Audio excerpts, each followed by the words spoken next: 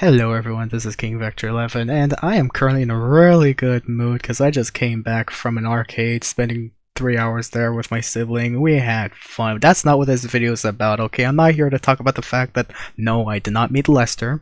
I'm here to talk about new removed website vehicles that was reinstated with the Kortz Heist DLC as of July 14th, 2026.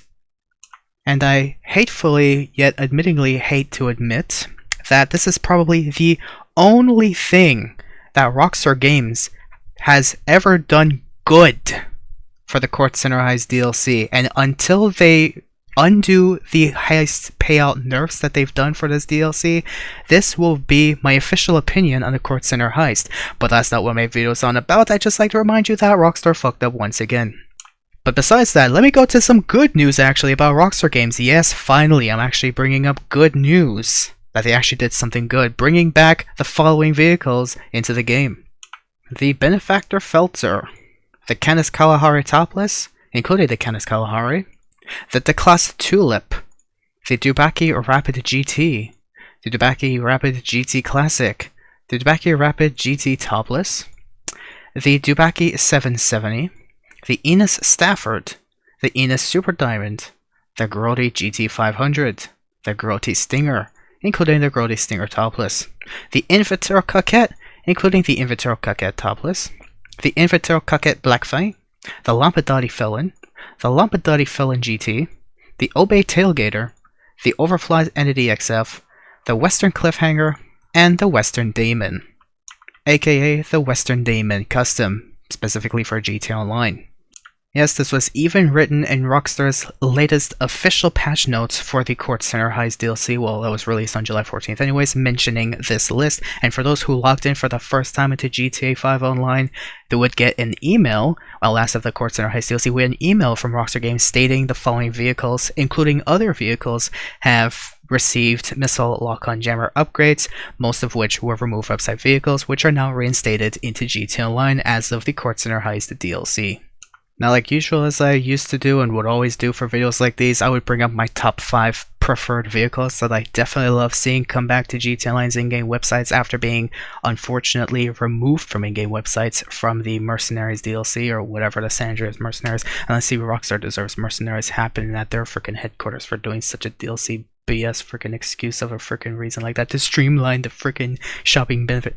Anyway, most of you are going to expect my top 5 to include the Declass Tulip for obvious reasons, but sadly, I'm not biased into Rockstar's bullshit and the fact that they illegally fired 34 of their more senior, hardworking employees that features this vehicle as the main vehicle for both the main characters. So obviously, if you guys want, it's totally up to you. If you guys support this vehicle, it's totally up to you, but I'm not biased, so this is definitely not going to be included. It's a cool vehicle, but I mean, in my top 5 preferred vehicles, obviously not in chronological order of preference from 1 to 5, it's just the top 5 that I personally have off the top of my mind. I definitely love seeing the Benefactor Feltzer return. Has some pretty cool customization options, not that much, but it does give quite a variety beyond some other vehicles like the Vapid Bullet, which I wished to see a Vapid Bullet custom for a long time, but sadly, because Rockstar doesn't care about their player base, we're not going to see that happen anytime soon, where we could see custom body kits, custom spoilers, customizations for that poor vehicle. All you can do is just customize the rims, paint it,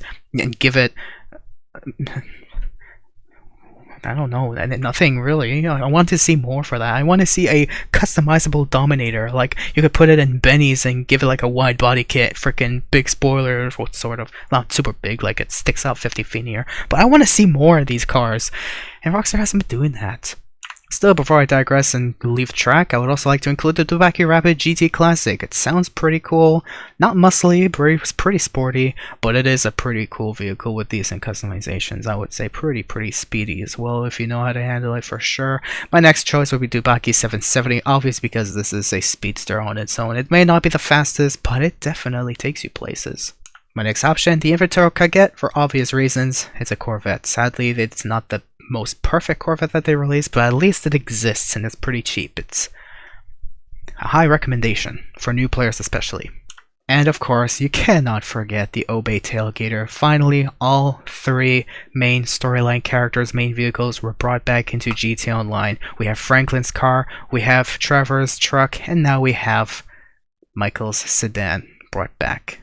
I'm happy for that. This is probably the only good thing Rockstar would have ever done. And I'm speaking about this right now, 5 days after this DLC has released, mind you, that this could be the only good thing Rockstar has done with this DLC, period. The heist isn't even that good. The heist, like the OG heist payout nerfs that they've done was completely freaking stupid. But at the end of the day, the only reason why I believe that Rockstar has done such a thing to kind of ruin GTA Online is to try and lower our hopes and expectations for what's to come for GTA Online, to kind of destroy the player base silently, giving it the silent destruction treatment, where eventually it's going to be up to us to choose whether we will give up on GTA Online, either in a sense that we will start buying microtransactions if we want money so bad, or to just give up on GTA Online ahead of GTA 6's release, because, well, I expect better to happen in GTA 6, because it's a new game, they better do good with that. That's on your mind. I hate to admit.